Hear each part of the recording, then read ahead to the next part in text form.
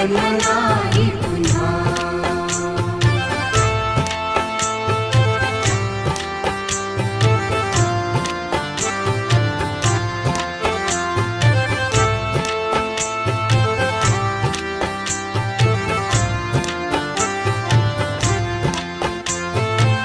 हा जन्म आहे सद्गुरु कृपेचा, हा जन्म आहे सद्गुरु कृपेचा, हा जन्म आहे सद्गुरु कृपेचा। हरि ओम स्वामी समर्थ म्हणा, हा जन्म